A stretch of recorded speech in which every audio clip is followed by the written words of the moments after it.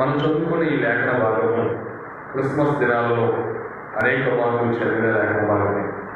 Christmas సందర్భాల్లో యేసు ప్రభువుని దర్శించడానికి మత్తయి సువార్త 1:12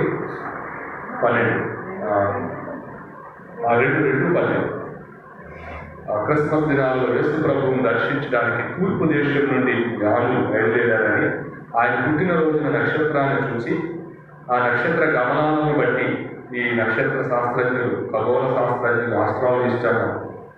వీళ్ళందరూ కూడా మరి కొంతమంది వాళ్ళ రాజులన్నారు, ఆయా దేశాల రాజులన్నారు. వీళ్ళు రాజులై ఉండొచ్చు, ఖగోళ శాస్త్రజ్ఞులై ఉండొచ్చు. కానీ వీళ్ళకు కలిగిన ఆశ ఏంటంటే ఆ నక్షత్రాలను ఒక రాజుని, ఒక మహోన్నతుడిని, ఒక మహనీయుడిని సూచిస్తుంది కనుక ఆయనను చూడడానికి వెళ్ళాలి అని తమ రాజ్యంలో ప్రముఖమైనవి, ముఖ్యంగా లభించేవన్నీ తీసుకుని బయలుదేరారు. వాళ్ళ ప్రయాణం చాలా వ్యయ ప్రయాసాలకు వచ్చిన ప్రయాణం. చివరికి యెరూషలేము వచ్చినప్పుడు వాళ్ళు యెరూషలేములో ఆ నక్షత్రము జాడ కనపడకపోతే వాళ్ళు అనుకున్నారు యెరూషలేములోనే యూదుల రాజు పుట్టుకుంటాడని. యూదుల రాజుగా ఉన్న హేరోదు దగ్గరికి వెళ్ళి వాళ్ళు ఆయన అడిగారు, ఏమంటే యూదుల రాజుగా పుట్టిన వాడు ఎక్కడ? తూర్పు దిక్కున ఆయన నక్షత్రమును మేము చూసి ఆయన పూజించవచ్చి తిని అని. ఆ సమయంలో హేరోదు రాజు పూర్తిగా ఒక కపటం నటించి ఎక్కడ పుట్టాడో అనే విషయాన్ని వాళ్ళకి లేఖనాల ద్వారా తెలియపరిచి తిరిగి మరలా రహస్యంగా వాళ్ళని కలుసుకునేమన్నాడు, ఆ రాజుని మీరు చూసి మీరు పూజించి మళ్ళీ వెనక్కి వచ్చి నాకు చెప్పండి, నేను వెళ్ళి పూజిస్తాను. ఇది క్రిస్మస్ దినాల్లో మనం నేర్చుకున్న పాఠం, విన్నాం. ఆ అద్భుతమైన చరిత్ర. వారు వెళ్ళారు. మరలా ఆ నక్షత్రం వారికి కనిపించింది.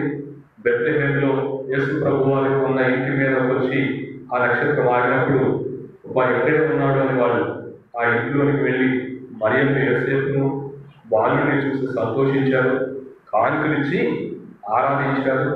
మరి ఒక గమ్యం వరకే, ఒక లక్ష్యంతో బయలుదేరిన మా యొక్క ప్రయాణం సుఖవంతమైంది. ఎవరిని చూడాలనుకున్నామో, ఎవరిని పూజించాలనుకున్నామో, ఎవరిని ఆరాధించాలనుకున్నామో వాళ్ళని మేము చూసాం, వాళ్ళని మేము దర్శించాం, మా జీవితం ధన్యమైంది అని సంతోషంతో నిండిపోయిన వాళ్ళ హృదయాలని, అంత సంతోషంతో నిండిపోయిన వాళ్ళకి ఆ రాత్రి కనవస్తాం, ఒక స్వరం నిలబడతాం, ఒక ఉద్దరిని వంటలు తీసుకుని వీళ్ళ హ్యాపీ ఏంటంటే, మనకే ఎంత ఆనందం కలిగితే, మనమే ఎక్కడో తూర్పు దేశం నుండి, వేరే దేశాల నుండి వచ్చిన మనకే ఎంత ఆనందం కలిగితే, ఈ దేశ ప్రజలను రక్షించడానికి, ఈ దేశంలో రాజుగా ఉండడానికి పుట్టిన ఈయన గురించి హేరోదు విని ఎంత ఆనందిస్తారో, ప్రజలు విని ఎంత ఆనందిస్తారో, ఈయన అని చెప్తే ఎన్ని పండగలు జరుగుతాయో, ఎన్ని క్రిస్మస్లు జరుగుతాయో, ఇక వీళ్ళందరూ ఈ మాటలు మాట్లాడుకుంటూ నిద్రలో జారుకున్నారు అనుకుంటున్నారు. ఆ సమయంలో ప్రభువు ఒక స్వప్నం వద్దు దేవుని బోధ చేస్తాము. దేవుని బోధ అక్కడ చాలా అద్భుతమైన మాట ఉపయోగించాడు. తరువాత హేరోదు వద్దకు వెళ్ళవద్దని స్వప్నమందు దేవుని చేత, ఎవరి చేత బోధించబడతారు అంటే దేవుడే వచ్చి బోధించాడా? దాని అర్థం ఏంటంటే దేవుడు తన ఆలోచనలను వాళ్ళకి చెప్తా ఉన్నాడు. ఈ మొదటి ఆదివారం రోజున దేవుడు తన ఆలోచనలు మనకి చెప్తా ఉన్నాడు. వాళ్ళకి ఏమని చెప్తున్నాడంటే, మీరు హేరోదునొద్దకు వెళ్ళకండి. ఏమంటాడంటే, మీరు హేరోదునొద్దకు వెళ్ళకండి, బోధించబడిన వారై చెప్తారు మరి యొక్క మార్గంలో స్వదేశమునకు వెళ్ళి. సో ఈ రోజున హేరోదునొద్దకు వెళ్ళవద్దు, మరి యొక్క మార్గంలో వెళ్ళండి. దేవుడు చేస్తున్న బాధ ఏంటంటే, ఈ మొదటి ఆదివారం రోజున దేవుడు మనకిస్తున్న సూచన ఏంటంటే, 2020 సంవత్సరంలో మీరు హేరోదు దగ్గర నుండి వచ్చారు, హేరోదు దగ్గర నుండి వచ్చారు, మీరు హేరోదు స్థితి నుండి వచ్చారు. 2021లో మరలా హేరోదు వద్దకు వెళ్ళకండి.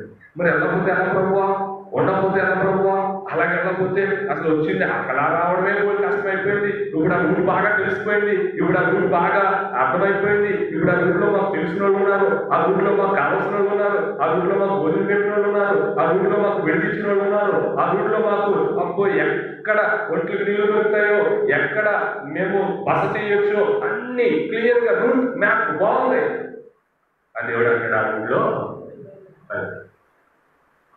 చూడండి, దేవుడు అద్భుతమైన మార్గం జ్ఞాపకం చేస్తాడు. You don't go that route.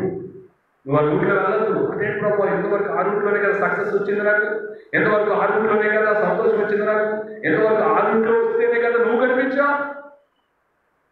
ఇప్పుడు నువ్వు కనిపించిన తర్వాత మళ్ళీ ఆ రూట్లో వెళ్ళొద్దంటావేంటి? ఆయన ఏమంటాడు, ఏ రోజునంతకు అసలు ఏ రోజునంతకు వెళ్తేనే కదా నువ్వు ఎక్కడ పుట్టావని తెలిసింది మాకు. అయినా ఏ రోజునంతకు ఏంటంటే ఆయన మాటను మనం అర్థం చేసుకుంటే, నిజంగా దేవుడి వాక్యము మాధుర్యాన్ని మనం అనుభవిస్తే ఏ రోజునంతకు ఎందుకు వెళ్ళొద్దన్నాడు. భయం ఆయన దేవుడికి, ఆయన దేవుడికి భయం. అసలు ఆలోచించి ఎప్పుడైనా ఆలోచించారా? అవును, దేవుడు సర్వాధికారి కదా, దేవుడు సర్వశక్తివంతుడు కదా, దేవుడు సమస్త జ్ఞానములకు మించిన జ్ఞానం కలిగిన వాడు కదా. ఏదంటే భయం. వాళ్ళు నేను ఏసు చంపేస్తారేమో దేవుడు భయపడి, మరి బాబు మీరు వెళ్తాడరా బాబు, మీరు చెప్తే నేను చంపేస్తాడరా బాబు అని భయపడి చెప్పాడా? అలా చెప్తే దేవుడు ఎందుకు ఎంతవరకు మనం ఎలా ఆలోచించాం? నాలుగు వెనక్కి వెళ్ళి ఏ రోజుకి చెప్పితే యేసును చంపేస్తారు. ఎంత మన అమాయకులం అంటే, యేసు ఎవరు? ఆశ్చర్యకరుడు, ఆలోచనకర్త, భగవంతుడైన దేవుడు, నేర్చుకున్న తండ్రి, సమాధానకర్త, అధిపతి, ఎన్ని క్వాలిటీస్తో పుట్టిన యేసు ప్రభువుని ఒక సాధారణమైన మానవరాలు చంపేస్తారా? అంటే మన విశ్వాసం ఎంతకు ఎదగబోయిందంటే, మన ఆలోచనలు ఒక సినిమాటిక్గా ఉన్నాయన్నమాట, మన ఆలోచనలు ఒక డ్రామాటిక్గా ఉన్నాయన్నమాట, మన ఆలోచనలు వాక్యానుసారంగా లేవన్నమాట. సో 2021లో ఒక జాగ్రత్తగా ఆలోచించబోయాను నేను, జాగ్రత్తగా ఆలోచించండి ఈ వాక్యాన్ని. ఎందుకు దేవుడు హేరోదు దగ్గరికి వెళ్ళొద్దని జ్ఞానం చెప్పి బయటేసింది ఆయనకి. హేరోదు దేవుడి కన్నా బలవంతుడా? ఒక్కసారి ఇలా మొత్తాడట అపోస్తల కార్యాల్లో ఒక హేరోదుని ఇలా మొత్తం అక్కడ గురిపడి చచ్చిపోయాడు. అంత బలవంతుడైన దేవుడు జ్ఞానులకు ఎందుకు హేరోదు దగ్గరికి వెళ్ళొద్దు అన్నాడు. Don't go to that route అని ఎందుకు చెప్పాడు? ఆ మార్గంలో వెళ్ళొద్దని ఎందుకు చెప్పాడు? సో మనం ఎలా ఆలోచించాలి, మనం ఎలా ధ్యానించాలి? సో దేవుడికి హేరోదు అంటే భయం లేదు. బాలుడని యేసుని హేరోదు ఏమీ చేయలేడు. కానీ అక్కడ ఒక అద్భుతమైన ప్రభు యొక్క వాక్యము మీరు జాగ్రత్తగా గమనించినట్లయితే, తరువాత ఏ తరువాత వారు వచ్చి దర్శించి పూజించి ఆనందించిన తరువాత, వారు వచ్చి దర్శించి పూజించి ఆనందించిన తరువాత, ఒక వ్యక్తి జీవితంలో తాను లోకంలో నుండి, లోకపు స్థితిలో నుండి యేసయ్య దగ్గరకు వచ్చి పూజించి రక్షణ పొంది ఆనందించిన తరువాత ఏ రోజు ఎందుకు వెళ్ళొద్దని దేవుడు చెప్తా ఉంటాడు.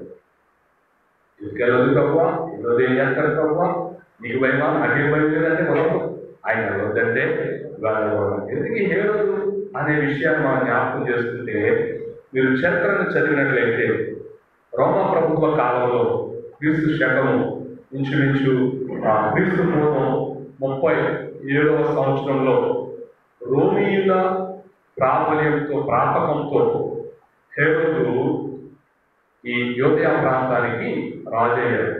వాళ్ళని మొత్తానికి మధ్య పెట్టి రాజయ్యాడు. కారణం ఏంటంటే హేరోదు మహాసూర్యుడు.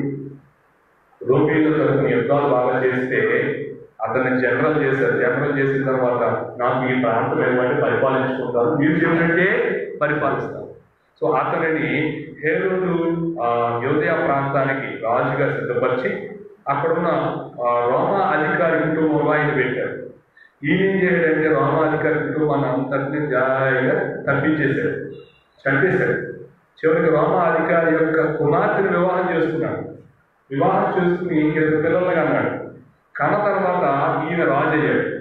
రాజు అయిన తర్వాత ఈయన ఆలోచనలు ఎలా ఉన్నాయంటే, ఇప్పుడు నేను వాళ్ళ అమ్మాయిని పెళ్లి చేసుకున్నాను, వాళ్ళ యొక్క సీటు, వాళ్ళ యొక్క దేశం ఈమెలో నుండి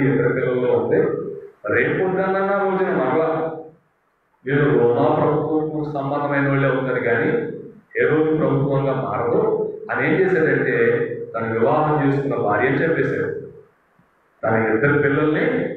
ఎందుకంటే తన అధికారానికి కానీ తన సింహాసనానికి కానీ అడ్డు వస్తాడు అని భావించిన ప్రతి ఒక్కరిని, నువ్వు ఎదోమీయుడవయ్యా, నువ్వు ఏసావు సంతతికి చెందిన వాడివి, యాకోబు బిడ్డలమైన ఇశ్రాయేలీయులమైన మమ్మల్ని నువ్వు పరిపాలించడం ఏంటని కొంతమంది యూదులు తిరగబడితే యూదులు కూడా చంపేశారు. అంటే ఇతని చరిత్ర అంతా రక్త చరిత్రే. ఇతని చరిత్ర అంతా ఏ చరిత్ర అండి? రక్త చరిత్రే. అధికారానికి అడ్డొస్తున్న వాళ్ళు చంపాడు, అధికారాన్ని ఎదిరించిన వాళ్ళు చంపాడు, తన ఆధిపత్యాన్ని కొనసాగించడానికి కొందరు చంపాడు. ఇక హేరోదు అంటే టెర్రర్. హేరోదు అంటే ఎవరండి? ఒక భయం వేసేసింది, వాడిని కప్పకూడదు, ఒక కల్పిత చంపాలని చెప్పారు. ఇలా అందరూ భయపడిపోతూ శాపనార్థాలు పెడుతూ ఉంటే ఈ హేరోదు అందరూ తెగించుకోవడం చిరగ్గా ఉంది. అందరూ కలిసి నన్ను ఆహా ఊహా అనుకోవాలంటే ఏం చేయాలి చెప్పాలి. అప్పుడు యూదుల ప్రజలు పెద్దలు ఏం చేస్తారు, కొంతమంది పలువురు యూదులకి దేవాలయం అంటే మహా పిచ్చి, నీ పేరు మీద దేవాలయం కండి, ఇక వాళ్ళు నేను దేవుళ్ళ చదువుతాను. ఆటోమేటిక్గా మరి దేవాలయం కట్టాలని డబ్బులు అవుతారు. మళ్ళీ వాళ్ళ మీదే పనులు వేసి ఆ పనులే తీసుకొచ్చి దేవాలయం కట్టి ప్రజలలో మంచివాడిగా చాలా మంది ప్రారంభించారు. సో ఏదేమైనా హేరోదు క్రూరుడై ఉన్నాడు, హేరోదు బహు అనుమానాలు కలిగిన వ్యక్తి అన్నాడు, హేరోదు హంతకుడై ఉన్నాడు, హేరోదు ఇంకా చెప్పాలంటే మహాస్వార్థపరుడై ఉన్నాడు, హేరోదు రాజ్యకాంక్ష కలిగిన వాడై ఉన్నాడు, హేరోదు తన మార్గానికి ఎవరైనా అడ్డొస్తే వాడు సొంత వారైనా సరే చంపడానికి వెనకాడని వాడిగా. ఇలాంటి హేరోదు వద్దకు వెళ్ళారు ఎవరు? జ్ఞానులు. ఫస్ట్ వెళ్ళినప్పుడు వాళ్ళు ఇంకా యేసును దర్శించలేదు కాబట్టి వాడు యేసును దర్శించేంత వరకు హేరోదు వాళ్ళ మీద పగబట్ల, హేరోదు వాళ్ళకి విరోధిగా కనిపించలేదు. ఎప్పుడైతే హేరోదును విడిచిపెట్టి యేసును దర్శించడానికి వచ్చారో ఇప్పుడు జ్ఞానులు కూడా ఎవరికి విరోధులయ్యారు? హేరోదు విరోధులయ్యారు. యేసు ప్రభువుని నమ్మిన తర్వాత లోకానికి విరోధి అవ్వాలి. లోకానికి విరోధి కాలేదు అంటే నువ్వు ఇంకా హేరోదికి స్నేహితుడు అని అర్థం. లోకానికి విరోధి కాలేదు అంటే నువ్వు ఇంకా హేరోదుతో స్నేహం చేస్తున్నావని అర్థం. ఎందుకంటే ఈ జ్ఞానులు మళ్ళీ వెనక్కి వెళ్ళారు అనుకోండి, ఏమైనా చెప్పేస్తాడు, ఈ అడ్రస్ చెప్పిన తర్వాత వాళ్ళే చేస్తారు. మరి దేవుడు కాపాడలేదా? ఆయన ప్రణాళికలు వేరే ఉంటాయి, కానీ ఎందుకు వెళ్తున్నాడు అనే విషయాన్ని ఈరోజు జ్ఞాపకం చేస్తున్నారు. హేరోదు క్యారెక్టర్ మాకు తెలిసింది. ఈ హేరోదుని మహా హేరోదు అన్నారు. ఏమన్నారంటే వీళ్ళ అబ్బాయి తర్వాత అంతిపా, అతని పేరు కూడా హేరోదే. వాళ్ళ అబ్బాయి ఇంకొక ఆయన ఉన్నాడు, ఆయన పేరు హేరోదే. అంటే హేరోదు అనేది ఒక సర్నేమ్గా స్థిరపడిపోయింది. హేరోదు అనేది ఇప్పుడు చూడండి, రష్యా చక్రవర్తుల్ని జార్జ్ చక్రవర్తులని ఎలా పిలుస్తారో అలాగా వీళ్ళని హేరోదులను పిలిచేవారు. హేరోదు అనే మాట అర్థం ఏంటంటే హీరో, హీరోయిన్ అంటే నాయకుడు.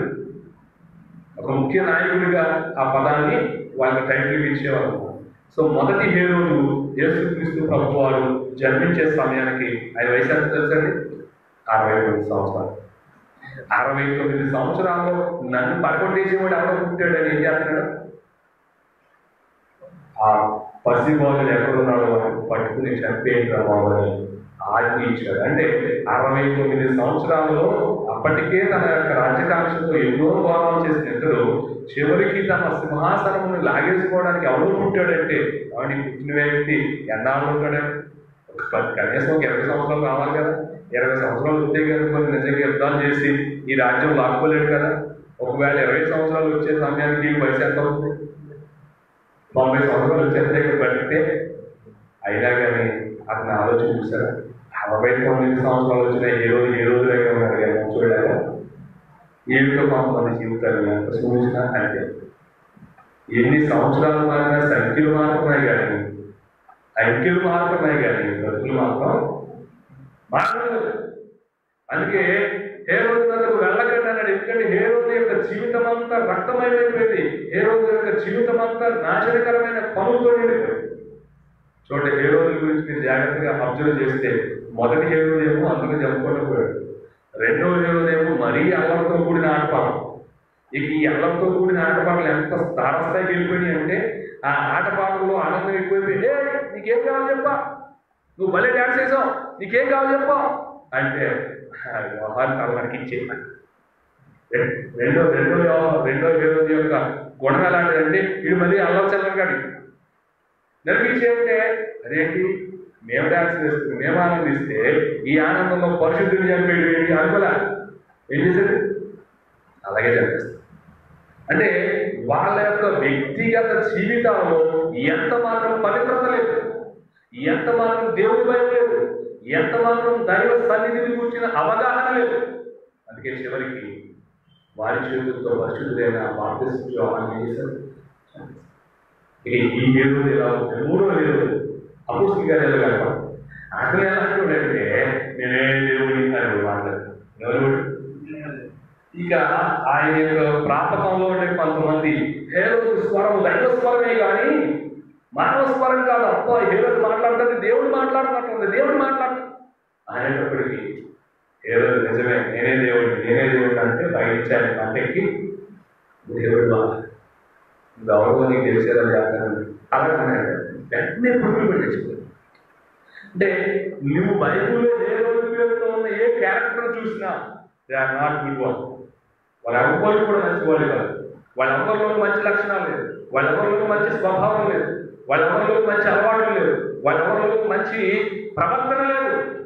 అందుకే యేసయ్యను చూసిన ఆకలతో, యేసయ్యను దర్శించిన ఆనందంతో, యేసయ్యను పూజించిన ఈ నోటితో వెళ్ళి ఆ పనికి మాలని హేరోదుకు మరలా కనపడకండి మీరు. మంచి చూసి కళ్ళతో చెడు చూడాలంటే ఒకవేళ మనం చెడు వైపు వెళ్ళిపోతుంది. దేవుడు చెప్తా ఉంటుంది అమ్మా ఇప్పుడే కదా ఈ కాళ్ళతో మంచి చూసావు, ఈ కాళ్ళతో మళ్ళీ చెడు చూడడానికి ఎందుకు ప్రయత్నం చేస్తున్నావు? నువ్వు యేసయ్యను దర్శించి మళ్ళీ ఏ రోజులు కూడా దర్శిస్తావా? యేసయ్యను పూజించి మళ్ళీ ఏ రోజులు కూడా పూజిస్తావా? యేసయ్య దగ్గరికి వెళ్ళి మళ్ళీ ఏ రోజు దగ్గర కూడా వెళ్తావా? అంటే నీ జీవితంలో దేవుని బోధ, దేవుని వాక్యం గురించిన అవగాహన నీకు లేదా? 2021లో ప్రభు మొదటి ఆదివారం మాకు సూటిగా మాట్లాడుతున్నాడు. క్రిస్మస్ లో దేవుడిని దర్శించాం, దేవుడి వరకు ఆనందించాం, దేవుడిని ఆరాధించాం, మళ్ళా ఏ రోజునంతకి ఎందుకు వెళ్ళాం, మళ్ళా ఏ రోజు ఎందుకు దర్శించాం ఆయన తప్పు చెప్తున్నాడు. ఏ రోజునంతకు వెళ్ళాక మొదటి నెలకు ఏ రోజు దేవుడు చెప్తున్నాడు కదా. భయంకరమైన అనుమానం 2021లో నీ జీవితం అనుమానాలతో నిండిపోకుండా ఉండాలంటే, నీ జీవితం 2021లో క్రూరమైన పనులతో నిండిపోకుండా ఉండాలంటే నువ్వు ఏ రోజు దగ్గరికి వెళ్ళవు. ఇక మీద నువ్వు వెళ్ళబో మార్గం ఇంతకు ముందు వచ్చినటువంటి మార్గం వంటిది కాదు అంటాడిస్తాయి. దేవుడు మనతో చెప్తున్నాడు 2020 వరకు నీ బ్రతుకులో ఎలా ఉందో ఏముందో నాకు తెలియదు. I give a opportunity, chance. ప్రభు చెప్పాడు ఒక అద్భుతమైన ఉపమానం. ఒక అంజూరపు చెట్టు ఉన్న ద్రాక్షవనంలో, ఆ ద్రాక్షవనంలో ఉన్న అంజూరపు చెట్టు చూసి ప్రతి సంవత్సరం ఏమైనా కాయలు కాస్తుందా భుజిద్దాం, ఈ చెట్టును విత్తాను, ఇక్కడ నేల చక్కగా చేసి విత్తనం వేశాను, పెంచాను, నీళ్లు పోసాను, పెద్ద చేశాను, ఏమైనా ఫలాలు ఇస్తానేమో అని వచ్చినారు. వస్తే 1 సంవత్సరం చూస్తే ఏమీ లేవు, 2వ సంవత్సరం చూస్తే ఏమీ లేవు, 3వ సంవత్సరం చూసినా ఏమీ లేవు. పెరుగుతుంది, ఆకులు బాగా ఉన్నాయి కానీ ఫలాలు. అప్పుడు యజమాని కోపం వచ్చి ఎందుకు ఈ చెట్టు ఎందుకు? ఈ ద్రాక్షవనంలో అన్ని ఫలాలు ఫలిస్తున్నాయి, ఈ చెట్టు మాత్రం ఏ ఫలము లేకుండా ఉంది, ఎందుకు ఈ చెట్టు తీసేద్దాం, నరికే ఈ చెట్టు వల్ల ఈ నేల ఏల వ్యర్థమైపోవాలని రాయబడతారు. అప్పుడు ఆ తోటమాలి తోట యజమాని అయిన దేవుడిని తోటమాలి అని వేస్తే అంటాడు, ఈ సంవత్సరం వరకు కూడా అయ్యా ఒక్క సంవత్సరం ఛాన్స్ ఎందుకు? నేను మరలా ఎదురు వేస్తాను, మరలా నీరు పెడతాను, దానికి కావలసినవన్నీ నేను ఇస్తాను. ఈ సంవత్సరం ఫలించినా సరే, లేకపోతే నువ్వే నరికేది. అంటే ఇప్పుడు ఆ చెట్టుకి ఏమి ఇవ్వబడింది? ఒక ఛాన్స్ ఇవ్వబడింది. మనకు 2021 వచ్చామంటే మనకి ఏమి ఇవ్వబడింది? ఛాన్స్. ప్రపంచంలో అత్యంత విలువైనది ఏదైనా ఉందంటే సమయమే, ఆయుషే. డబ్బు కాదు, వస్త్రాలు కాదు, వస్తువులు కాదు, బంగారం కాదు, భాగ్యం కాదు, అసలు టైం లేని వాళ్ళు ఎంతమంది ఉన్నారు? టైంకి తినలేని వాళ్ళు, టైంకి పడుకోలేని వాళ్ళు, టైం లేక జీవించడంలో ఇబ్బందులు పడేవాళ్ళు చాలా మంది ఉన్నారు. మనకి ఆరాధించుకునే టైం ఇచ్చాడు దేవుడు. హల్లెలూయా. సో కాబట్టి మనకు అత్యున్నతమైన ఇచ్చాడు దేవుడు. అది ఆపర్చునిటీ, అది అద్భుతమైన అవకాశం. 2021 చూసి బతికే అవకాశం ఇచ్చినప్పుడు ఆయన ఎక్కడికి వెళ్ళొద్దంటాడు? ఏ రోజు ఇక్కడికి రావడానికి, ఇందులో ఉండడానికి ఎంతకు ముందు ఆ మార్పులో వచ్చి సక్సెస్ అయ్యి ఉండొచ్చు. కానీ ఇంకా నువ్వెన్నడూ వెనక్కి రాగలదు. గతించిన కాలం ఒకసారి మాట చూడండి. పేతురు రాసిన మొదటి పత్రిక 4వ అధ్యాయం. పేతురు రాసిన మొదటి పత్రికలో 4వ అధ్యాయంలో గతించిన కాలమే చాలు అని ఒక అద్భుతమైన మాట ఉంటుంది.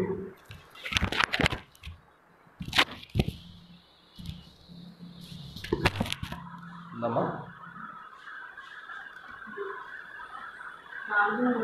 4 చదవండి సార్.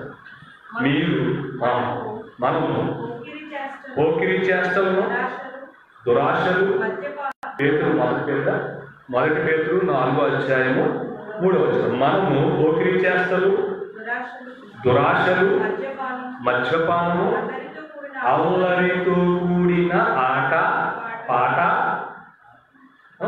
పాటలు, త్రాగుబోతుల విందులు, చేయదగని విగ్రహ పూజలు మొదలైన వాటి యందు నడుచుకొనుచు అన్యజనుల ఇష్టం. ఎవరిష్టం?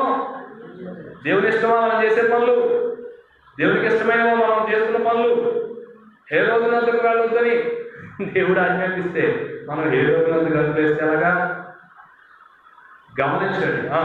అన్యజనుల ఇష్టము నెరవేర్చుచున్నటకు చాలా బాగా అభిషేకం ప్రార్థన మందిరంలో ప్రతి ఒక్కరిని నమస్కరించి బ్రతిమాలుకుంటున్నాం. దయచేసి గతించిన కాలమే చాలు. మనం క్రీస్తు మొదలు కలిగి ఉన్నాం, క్రీస్తు రక్తంలో కడగబడి ఉన్నాం. చేయదగ్గని పనులు మనం చేయకూడదు. మనకిచ్చిన అవకాశాన్ని ఏ రోజునందుకు వెళ్ళి ఏ రోజు లాంటి పనులు చేసే ఆ పరిస్థితుల్లో మన జీవితాన్ని ఇవ్వకూడదు. మనుషులకు కోపం రావచ్చు, బంధువులకు కోపం రావచ్చు, కులస్తులకు కోపం రావచ్చు, సమాజానికి కోపం రావచ్చు. నువ్వు మనుషులు మెప్పించడానికి, కులస్తులు సంతోషపెట్టడానికి దేవుడికి విరోధవుతావా? దేవుడితో శత్రుత్వం చాలా నష్టాలు తీసుకొస్తాయి. అందుకే చాలా స్పష్టంగా చెప్తున్నాడు, నువ్వు ఈ రోజును దర్శించిన తర్వాత ఏ రోజు నదుకు వెళ్ళనే వెళ్ళవు. యేసు దర్శించలేదనుకో, నువ్వు ఇంకా సుఖపడలేదు కాబట్టి లోపల ఎంత తిరిగినా ఎన్ని చోట్లకి వెళ్ళినా నాకు పట్టించుకోడు దేవుడు. ఇంకా నా దర్శనం కలగలేదు, నన్ను పూజించలేదు, నన్ను ఆరాధించలేదు. ఆ కృషి ఏంటో, ఆ ఆనందం ఏంటో ఇంకా తెలలేదు. కనుక అందుకే గాలి తిరుగుతున్నారు. అది ఎప్పుడైతే మనం యేసును దర్శించామో ప్రభు స్పష్టంగా చెప్తున్నాడు, ఏ రోజు వెళ్ళాక.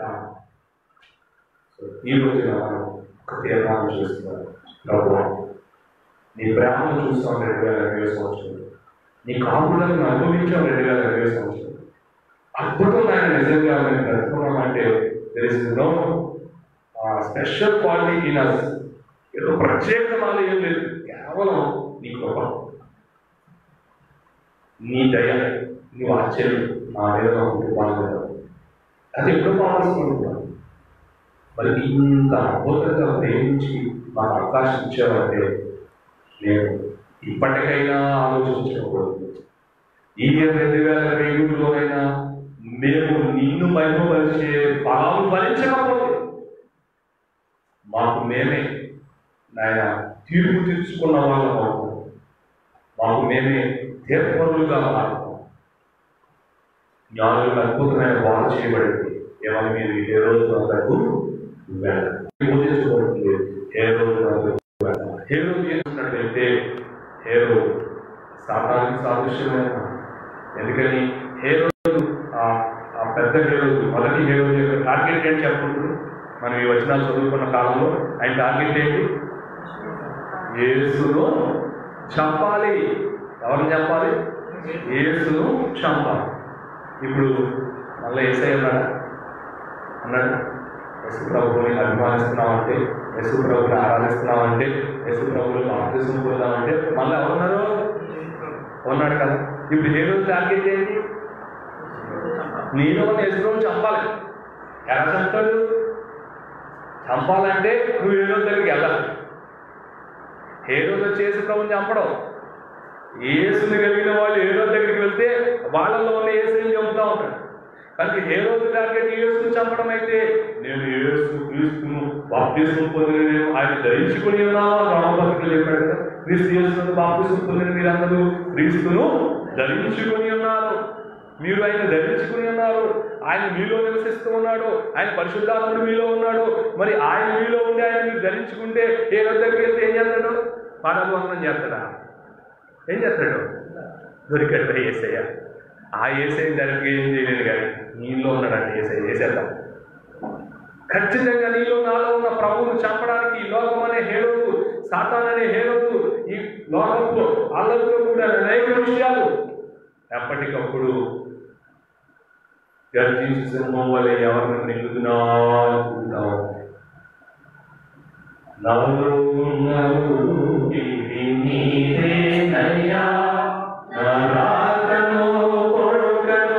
ఎదిగిన వాడవు నీవే యేసయ్యా, నీవేనయ్యా నా రాకను పోకను ఎదిగిన వాడవు నీవే యేసయ్యా.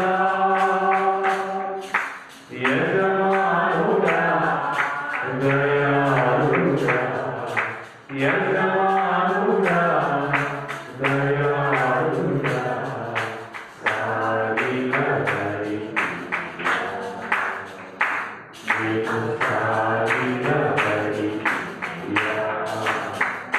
ఏ రోజున వెళ్ళడానికి, ఏ రోజు క్రియలు చేయడానికి, ఏ రోజులా ఆలోచించడానికి, ఏ రోజులా ఆనందించడానికి, ఏ రోజులా గర్వించడానికి, ఏ రోజులా అపవిత్రమైన కార్యాల్లో బాధ్యభాగస్తులు అవడానికి గడిచిన కాలమే చాలు.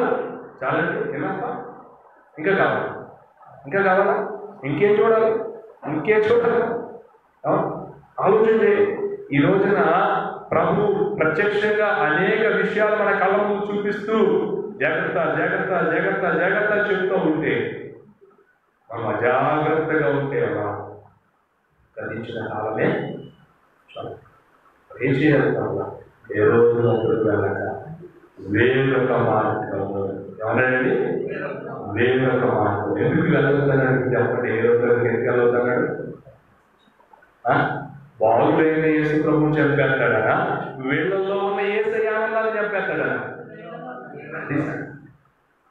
బాగులైన యేసయ్య చంపడానికి నిజంగా చుట్టూరు బయలుతో వచ్చేసిన ఆయన అద్భుతం చేస్తాడు. అక్కడ తన భక్తులే చుట్టూరు రథాలు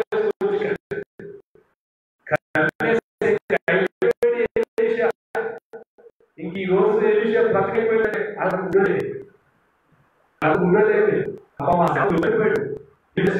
అయిపోయి మన పని అయిపోయింది.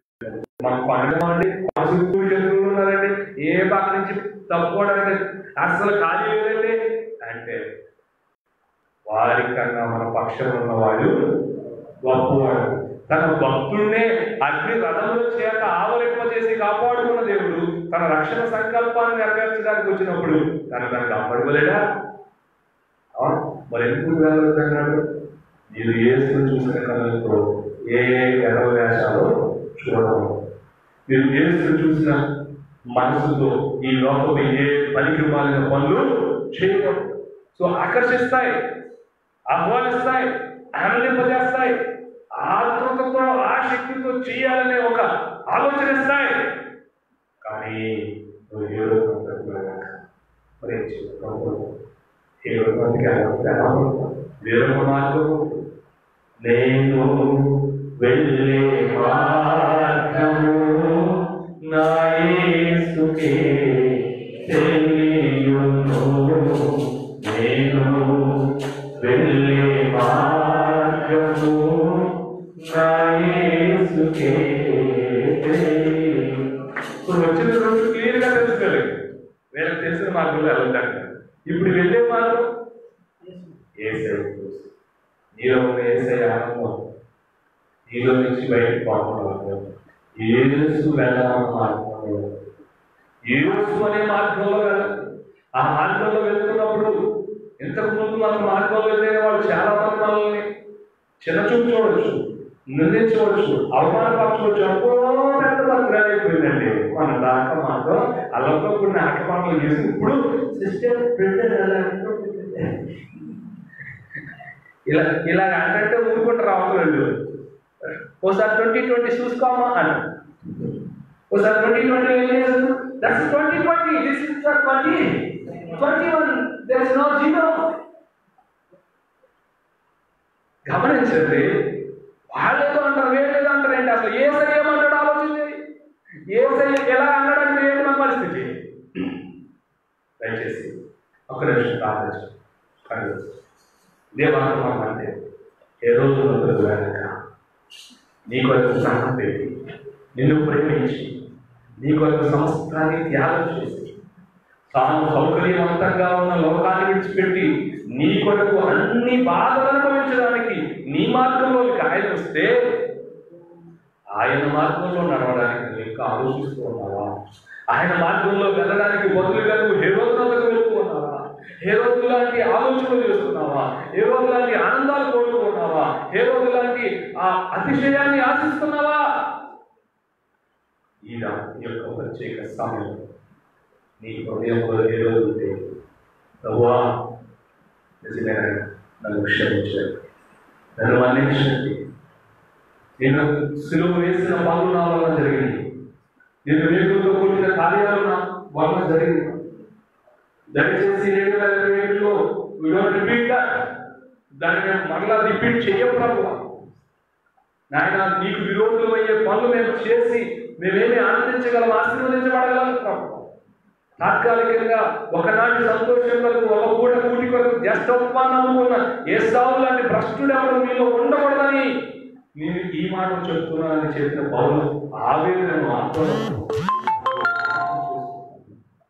2021 సంవత్సరం అంతా నీవు వేసిన బాటలో, నీవు చెప్పిన బాటలో నడవడానికి మాకు సహాయం చేయడానికి మరొకసారి మనం పునరుద్ధరణ చేసుకున్నామా ప్రభు? మరొకసారి మనం ప్రభు యొక్క సన్నిధిలో, దేవా నీకు ఆయాసకరమైన మార్గం ఉన్నదేమో, నన్ను పరిశీలించి నన్ను బాగు చేయమని ఆయన కీర్తనకారుడు చెప్పినట్లుగా మనం చెప్తాము. నాయన, నీ మార్గం ఇరుకైనది, నీ మార్గం నాయన కలుకైనది, అయినా అది మాకు సమాధానం నుంచి నీ మార్గంలో నడుస్తాను. నేను మీద ఏ రోజు అంతకు వెళ్ళనయ్యా అని తీర్మానం చేసుకున్నాను. 2020లో ఏ రోజు వెళ్ళిన అనుభవాలు అలా ఉంటే, మోకరించగలిగిన వాళ్ళు మోకరించండి, నిలబడగలిగిన వాళ్ళు నిలబడండి. నవ్వా నీ పాద సన్నిధిలో మా ప్రాణం ఒప్పుకుంటున్నాను, మా అభివృద్ధులను ఒప్పుకుంటున్నాను. మేము ఏ రోజు ఆనందింపజేస్తాము. నేను మాలో హత్య చేస్తున్నామన్న సంగతి మర్చిపోయాను. మీరు జీవాధిపతిని చంపిది అని పేర్కొన్నారు.